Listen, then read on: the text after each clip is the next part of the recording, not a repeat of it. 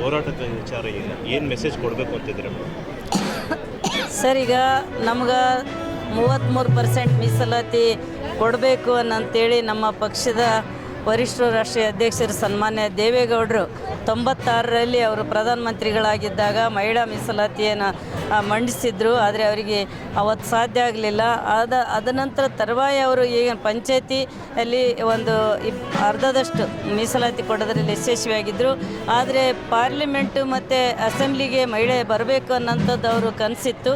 ಹಂಗಾಗಿ ಅವ್ರ ಹೋರಾಟ ಇವತ್ತು ಸನ್ಮಾನ್ಯ ಮೋದಿಜಿಯವರ ನೇತೃತ್ವದಲ್ಲಿ ಇವತ್ತು ಆ ಮಹಿಳೆಗೆ ಒಂದು ಅನುಕೂಲ ಆಗ್ತದೆ ಅನ್ನೋಂಥದ್ದು ಇವತ್ತು ರಾಜ್ಯಸಭೆಯಲ್ಲಿ ಮಸೂದೆ ಪಾಸಾಯಿತು. ಆದರೆ ಮೊನ್ನೆ ನಡೆದಂಥ ವಿಶೇಷ ಅಧಿವೇಶನದಲ್ಲಿ ಅವರೇನು ಕಾಯ್ದೆಯನ್ನು ಬೆಳೆಸಿದರು ಕಾಂಗ್ರೆಸ್ನವರು ಮತ್ತು ವಿಪಕ್ಷದವರು.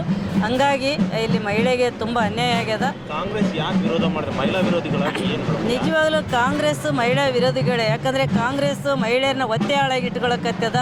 ಅವರಿಗೆಲ್ಲ ಸಣ್ಣ ಪುಟ್ಟ ಅಗ್ಗದ ಒಂದು ಏನು ಗ್ಯಾರಂಟಿಗಳು ಇಂಥವೆಲ್ಲ ಘೋಷಣೆ ಮಾಡಿ ಆ ಮಹಿಳೆಯರು ಅವರಿಗಾಗಿ ಬಡೆ ಗುಲಾಮರಾಗಿ ಅವ್ರು ಇರಬೇಕು, ಅವ್ರಿಗೆ ಓಟ್ ಹಾಕ್ಸ್ಬೇಕು, ಕಾಂಗ್ರೆಸ್ಸಿನ ಧ್ವಜ ಹಿಡ್ಕೊಂಡು ತಿರುಗಬೇಕು, ಕಾಂಗ್ರೆಸ್ ಬಗ್ಗೆ ಪ್ರಚಾರ ಮಾಡಬೇಕು, ಘೋಷಣೆ ಕೂಗಬೇಕು ಅನ್ನೋದು ಬಿಟ್ಟರೆ ಮಹಿಳೆ ಅಧಿಕಾರಕ್ಕೆ ಬಂದು ಒಂದು ಕಾನೂನು ಮಾಡಲಿ, ಆಕೆ ಒಂದು ಸಮಾನಳ ಅನ್ನೋದು ಕಾಂಗ್ರೆಸ್ಸಿಗೆ ಕಿಂಚತ್ತೂ ಇಲ್ಲ. ನಾಚಿಗೆ ಬರಬೇಕು ಕಾಂಗ್ರೆಸ್ಸಿನವರಿಗೆ. ಇವತ್ತು ಸ್ವತಂತ್ರ ಸಿಕ್ಕಿ ಇಷ್ಟು ವರ್ಷ ಆದರೂ ಕೂಡ ಮಹಿಳೆಗೊಂದು ಅಧಿಕಾರ ಇಲ್ಲ ಅಂತಂದರೆ, ಸಮಾನತೆ ಇಲ್ಲ ಅಂದರೆ ನಾವು ಅರ್ಧದಷ್ಟು ಓಟ್ ಹಾಕ್ತೀವಲ್ಲ ಮಹಿಳೆಯರು, ನಮಗೆ ಯಾಕೆ ಒಂದು ತಾರತಮ್ಯ ಮಾಡ್ತೀರಿ? ಹೋರಾಟದ ಮೂಲಕ ಏನು ಮೆಸೇಜ್? ಹೋರಾಟದ ಮುಖಾಂತರ ನಾವು ಅವರಿಗೆ ಇದನ್ನು ತಿದ್ದುಪಡಿಗೆ ಸಪೋರ್ಟ್ ಮಾಡಿರಿ. ಯಾವುದೇ ಕಾರಣಕ್ಕೂ ಮಹಿಳಾ ಮೀಸಲಾತಿ ಆಗಬೇಕು. ನಿಮಗೂ ಕೂಡ ಒಂದು ಪುಣ್ಯ ಬರ್ತದೆ, ಮಹಿಳೆಗೆ ಒಂದು ಸ್ವತಂತ್ರ ಕೊಡ್ತೀವಿ ಅನ್ನೋಂಥದ್ದು ಬರ್ತದೆ ಅನ್ನೋಂಥದ್ದು ಮಾಡ್ತೀವಿ. ಒಂದು ವೇಳೆ ಅವ್ರು ಏನಾದರೂ ಇದೇ ಮಂಡತನ ಮುಂದುವರಿಸಿದರೆ 29-28ಕ್ಕೆ ಇಡೀ ರಾಷ್ಟ್ರೀಯ ಮಹಿಳೆಯರು ಕಾಂಗ್ರೆಸ್ಸನ್ನು ಸೋಲಿಸೋದ್ರ ಮುಖಾಂತರ ಅವರು ಮೀಸಲಾತಿನ ಪಡ್ಕೊಂತೀವಿ ಅಂತೇಳಿ ಈ ಸಂದರ್ಭದಲ್ಲಿ ಹೇಳೋಕ್ಕೆ ಇಷ್ಟಪಡ್ತೀನಿ.